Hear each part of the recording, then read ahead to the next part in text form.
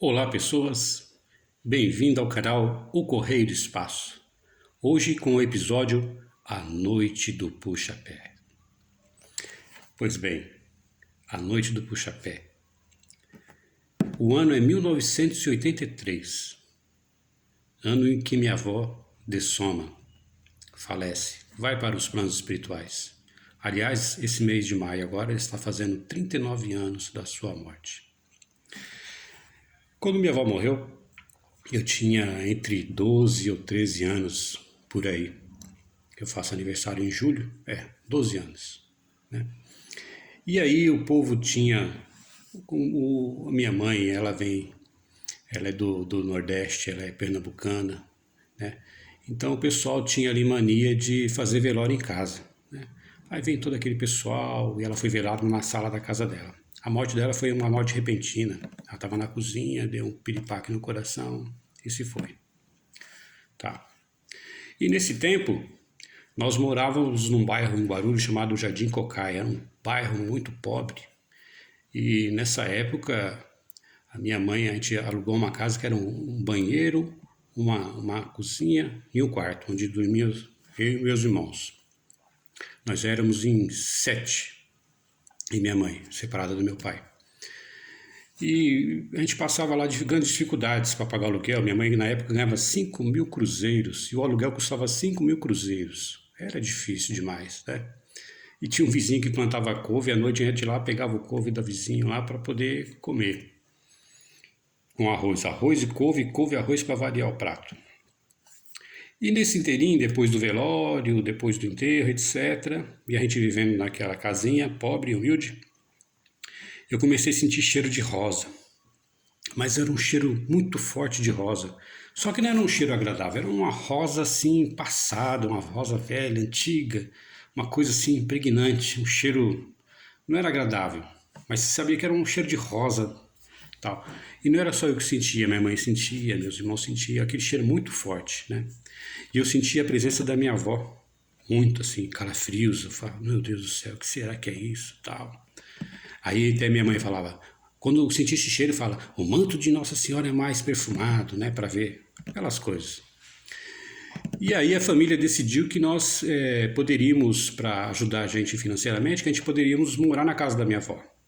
Maravilha, todo mundo para casa da minha avó. Só que minha avó morava com uma tia, e essa tia convidou a gente para morar junto com ela. Só que aí nós iríamos dormir na sala, onde foi o velório. Meu Deus do céu, o meu pesadelo começa aí. Lembrando daquela coisa do caixão na sala, aquela impressão de criança, né? Caixão na sala, aquela choradeira, tal. Falei, meu Deus, o que vai ser da minha vida?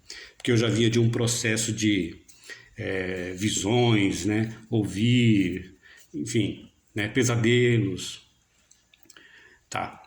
Aí no decorrer de estar morando na casa, tal, à noite a gente ouvia passos, a sandalinha dela arrastando, pelo chão, arrastava aquela sandalinha. Eu falava, oh, meu Deus do céu. E aquele cheiro de rosa não cessava, sempre ali. Vultos para tudo que é lado, né? E lá em casa, lá, o pessoal, quase todo mundo lá é médium. Mas só que quando você não desenvolve a mediunidade, fica tudo estagnado, né? Fica tudo aflorado, né? Ou seja, os espíritos estão por perto, sente que você ali tem alguma coisa e vem. Então a gente via vultos, via abrir o portão, você ia ver lá que quem que abriu o portão não era ninguém, era uma coisa de doido, né? E o meu medo era tremendo. E minha avó dormia no quarto com a minha tia, né? E tinha uma cortina na cozinha, não era porta, era só uma cortininha. Aí uma tarde eu fui lá abrir a cortina para entrar no quarto, que eu assistia televisão no quarto da minha tia. Quando eu abri a cortina, quem está sentado lá rindo para mim na cama? Minha avó. Meu Deus do céu. Eu saí numa correria, falei, mãe, a Inha tá lá. Eu chamava minha vodinha. A Inha tá lá no quarto. Ah, meu Deus, o que é isso, Inha? Tá perdendo o juízo? Não, mas ela tá lá no quarto, tava rindo para mim e tal. É interessante que essas coisas, assim, eu tenho uma outra tia que mora no centro de São Paulo, ali, na Zona Norte, que quando minha avó morreu, ela tinha convidado a minha avó para ir para uma formatura. E minha avó era muito vaidosa e tal. E essa questão, quando a pessoa morre, aí cada um pega uma coisa, um móvel, uma coisa tal, outros pegam a roupa, e minha avó pegou umas roupas da minha avó e levou para casa dela. Tá. E minha tia, essa que morava na Zona Norte, São Paulo, ela morava embaixo de um bar. Eles tinham um bar, eles moravam como se fosse um porão embaixo. Vocês sabem, bar, jogo, bebida, né? Fica aquela galera ali, né? Daquela vibe. E sempre tem uma movimentação ali sobrenatural rolando, né?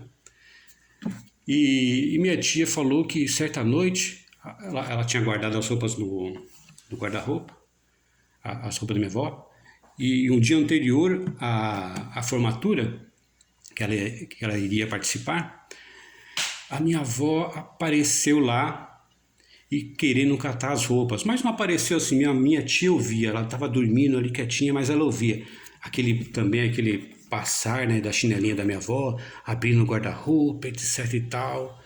E ela até pensava, ô mamãe, a senhora desencarnou, né? Só não tem que estar mais aqui. Falava assim, ao vento, né? Para uma maneira de, sei lá, de consolar a pessoa. Mas ela ouvia essa movimentação na casa dela. Pois bem. E aí em casa, o pessoal tudo saía para trabalhar de manhã. E eu geralmente ficava com meus irmãos menores, né? Eram os beliches e tal. E eu acordava, era 5h30 da manhã, o pessoal tudo se agilizando para sair para trabalhar e tal. E eu já ficava ali, porque eu ia ficar sozinho com os pequenos, né? E isso, 5h30 da manhã e tal, o pessoal saía e tal. De repente, o pessoal saía, quando via, era aquele vulto adentrando na porta, assim, da casa, entrando assim, eu sabia que era ela. Eu falava, ai meu Deus do céu, a Rainha tá aqui. Aí eu punha o cobertor assim na cabeça e ficava tremendo e tal. Mas aí, no mesmo tempo, eu entrava em estado de catalepsia projetiva. Aquele gelo danado, eu ficava pensando assim, ai, sai daqui, sai daqui. E aquela coisa não saía ali e tal. Eu falei, meu Deus, quando esse inferno vai acabar, né? Tal. E as coisas foram só piorando. E a pessoa, quando ela desencarna e ela não conforma com esse desencarne dela, ela não está preparada para aquilo, ou não se preparou, então ela fica, né, nessa vibe aqui embaixo. É a mesma coisa que tá ali, não desencarnou. Eu tô aqui, vocês não estão me vendo, essas coisas são minhas, não mexe ali e tal. E minha avó era muito apegada às questões materiais, né? E eu penso assim, que a pessoa fica num estado perdido, né? Perdido, fica achando que as coisas são dela ainda, que ela tá ali ainda, né? Ela não conseguiu fazer a passagem, não se conformava. Tá. Aí minha tia foi passando o tempo, minha tia mudou da casa e nós passamos para o quarto da minha avó, que foi piorando cada vez mais os fenômenos, né? De abrição de armário, sentindo lá ela andar para casa, tal. Aí teve uma noite, que aquela noite foi a noite do puxa-pé. Essa noite, todo mundo no quarto, tal. De repente, minha irmã, puxaram meu cobertor. Quem puxou seu cobertor? Não sei, puxaram. Aí, como a gente fazia muita brincadeira, ela achava que era meu irmão, tava puxando e tal, mas não era. Daqui a pouco puxaram o meu pé. Eu falei, meu Deus do céu. Daqui a pouco puxaram o pé do outro pequeno lá. Ai, meu Deus do céu, tal. Aí eu tenho um irmão, o Raul, ele era meio descrente. Vocês estão bobos, não tá acontecendo nada, não sei o quê. Eu vou levantar, não tá acontecendo nada. E tava assim uma vibe bem estranha, né? Aí ele levantou, foi lá do quarto, foi pra cozinha, acendeu, tal, tá vendo, não tem nada assim, tal. Aí desligou, quando ele foi pro quarto, assim, colocaram a mão em cima do ombro dele. Aí ele falou que sentia um gelo, aquele negócio. Ele falou que deitou quieto, não falou pra ninguém, pra não assustar ninguém. Aí todo mundo ficou rezando ali e tal, não sei o que, pá, beleza. Aí passado isso, minha mãe foi numa espécie de um curandeiro, um benzedor, coisa do tipo. Aí ele falou que, de fato, a minha avó, ela estava ali perturbada, né, perdida naquele plano, né, intermediário, e que ela achava ainda que estava viva e circulava ali pela casa, né, tal. E que nós teríamos que fazer uma espécie de novena, uma novena, com um bambolê de rosas. Era fazer um bambolê de rosas, mais ou menos uns 50 centímetros as rosas, umas 12 rosas mais ou menos, né? E durante acho que de 7 a 9 dias, todo o pessoal que morava na casa teria que estar ali naquele momento, fazer essa novena, essa reza, né? Tipo, rezar 3 Pai Nosso, 3 Ave Marias e tal, e pedir para que aquele espírito que estivesse ali fosse encaminhado, né, com um plano melhor, etc., que fosse confortado, né, tal.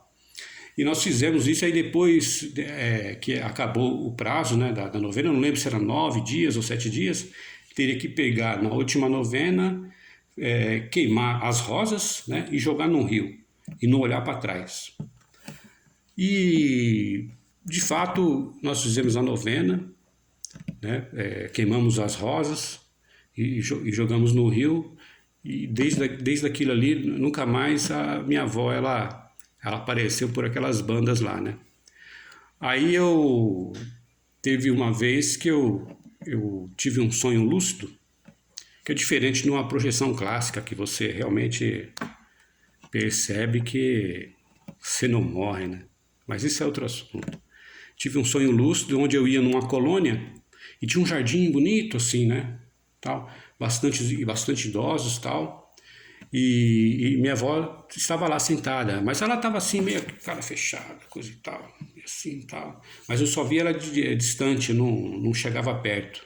Não deixava eu me aproximar perto dela, né? Mas eu via que ela tinha sido encaminhada para esse plano, tal.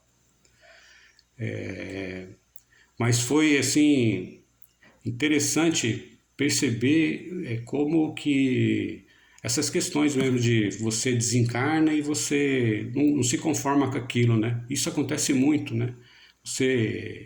Eu não sei vocês, mas muitas vezes eu vejo por aí materializado mesmo, espíritos ali parado, ou às vezes até volitando, passando por assim e tal, não é sempre, às vezes. Aí tem uma indicação de livro que eu queria fazer, que tem um episódio desse livro que conta que um cara, ele desencarnou, ele não conformou com a morte dele e que ele foi até amparado, né, por espíritos benfeitores para seguir para uma colônia e tal, mas só que ele tinha um livre-arbítrio de ir para a colônia ou não. Ele achou que não queria ir, não conformava, que tinha que ficar com a família. E nesse processo ele acabou mexendo no karma da própria família, aí desencadeou todo um problemão, tanto para ele como para a família. E no tempo que minha avó estava, né, perdida, né, no seu desencarne ali, frequentando a nossa casa, de fato a gente, dentro da casa, a harmonia dentro da casa estava muito pesada, né, havia falta até de paz mesmo, né? Tinha brigas, você passava uma certa necessidade, não tinha um equilíbrio, né, emocional dentro da casa, né? E depois disso melhorou bastante essa questão, depois que foi feito essa magia desse trabalho dos bambolês aí, né? O livro que eu queria indicar, que é o começo do livro, que vai contar mais ou menos essa questão, né, do desencarne do cara, tal, que é isso aqui, Diálogo com o Executor, do mestre Rubens Saraceni, né?